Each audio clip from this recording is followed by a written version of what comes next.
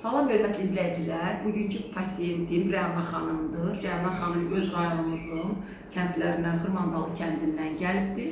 Deməli, Rəna xanımın şikayətləri olub, başqa xəstəxanaya müraciət edib, süd vəzində kistalar olub və onu qorxudublar ki, sənin süd vəzin hökmən əməliyyat olunmalıdır. Bizim buradan tutub deyirəm, hər süd vəzində olan kistalar, mastopatiyalar əməliyyat olunsa, bu dəfə süd vəzində əməliyyat olunmayan xanım qalmayacaq. Bu özü də travmadır insan üçün.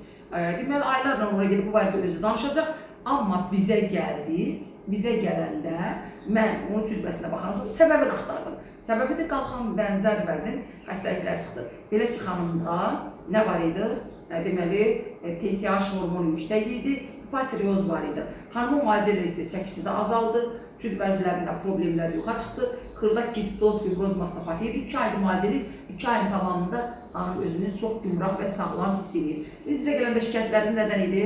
Doktor, mən sizə müraciət edəndə, əvvəlcədən mən rayonumuzda yerləşən özəl klinikalarda verilən müraciət eləmişdir. Sinəmdə ağrılar var idi. Mən 6 ay ora gedib gəldikdən sonra heç bir nəticə görmədim.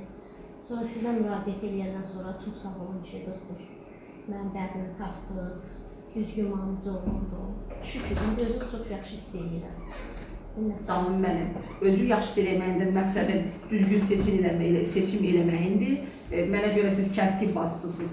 Tibb bacısı olmağınızdır, özə düzgün baxmağınızdır. Həm sizin qələbəzdir bu, həm bizim. Hörmətli xanımlar, seçiminizi düzgün edin. Əks halda siz də Rəna xanım kimi şok keçirdəcəksiniz. Çünki mən Rəna xanımın təkcə süd vəziyyətinə, qalxana bənzər vəziyyə yox, eyni zamanda əsəb sisteminə də müalicə edir. Çünki onun əsəb sistemi tamam korlanmışdı, dindirmək olmurdu, ağlayırdı, kövrəlirdi və öləcəyini deyirdi. Amma Rəna, nəvə toyu görəcəksən inşallah. İnşallah, çox sağ olun. Sağ olun.